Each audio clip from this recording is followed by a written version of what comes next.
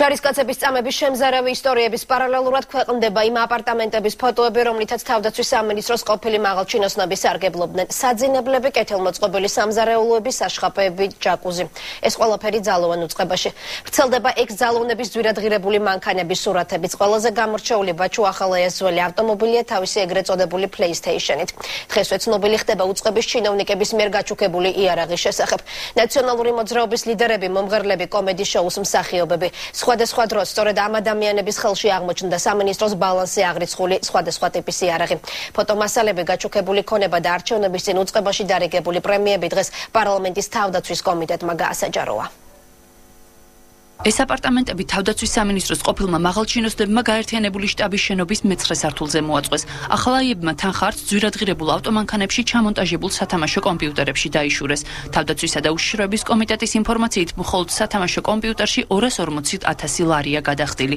ირაკლი სესიაშვილის განცხადებით, 3 წლის განმავლობაში თავდაცვის სამინისტრომ პრემიის სახით 41,164,059 ლარი გასცა. 2009 წლის სექტემბრიდან 12 წლის ოქტომბრის ჩათვლით დაახლოებით 41 მილიონი იქნა პრემიების სახით ჩამორიგებული, რა თქმა უნდა, ძირითადად ეს მინისტრები და მოადგილეები და დეპარტამენტის ხელმძღვანელები იღებენ, ხოლო გამონაკლის შემთხვევაში იყო ჯარისკაცებისთვის ერთი ნაწილისთვის დარიგებული, მათ შორის გაერთიანებული შტაბის უფროსმა აიღო 267,000 3 წლის განმავლობაში, მისმა მოადგილემ ბატონმა გიორგი კალანდაძემ 200,000.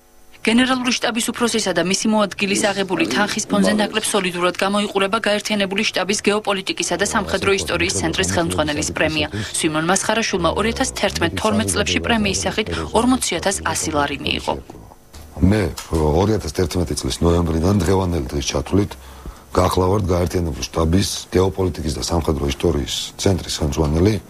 თლიანობაში ხელფასიანად პრემია და ხელფასი ერთად აღებული ამ თანხაზე მეტიც მაქვს აღებული, რაც ჩვეულებრივად შემოსავლების სამსახურის ოფიციალურ, ასე ვთქვათ, მონაცემებშიც არის და თავდაცვის სამინისტროს ოფიციალურ მონაცემებშიც არის და აღიბეჭდება ჩემს მიერ დეკლარაციის, აი 2012 წლის დეკლარაციის შევსებისას. დოკუმენტების მიხედვით ყოფილმა მაღალჩინოსნებმა არც იარაღის ჩუქების დროს იძუნწეს. 2009-12 წლებში ჯილდოს სახით 9 მილიონ ლარზე მეტი ღირებულების იარაღია გაცემული. ნუგზარ ციკლაური და აკაკი მინაშვილი იმ დეპუტატთა რიცხვში არიან, ვინც თავდაცვის სამინისტრომ ასე დაასაჩუქრა. დიახ, თავდაცვის სამინისტროსაგან მივიღე ოფიციალურად ბრძანებით ჯილდო, ეს გახლავთ იარაღი და მე ვამაყობ იმითი, რომ ჩემი ქვეყნის თავდაცვის სამინისტროსაგან ამგვარი ჯილდო მაქვს მიღებული.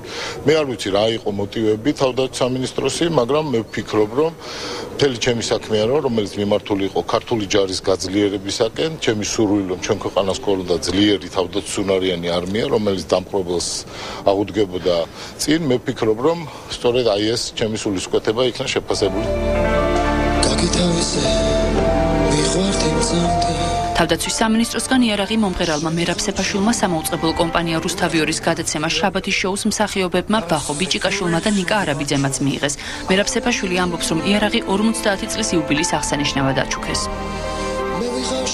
თავდაცვის სამინისტროს ჩავავარებ უკან, თვლიან რომ ეს საჩუქარი არ არის სწორი, მე შემიძლია მივიტანო უკან. ერთ ფორმალიზად ვიკისრებ კიდე ირაკლის სესიაშვილს გადაეცით.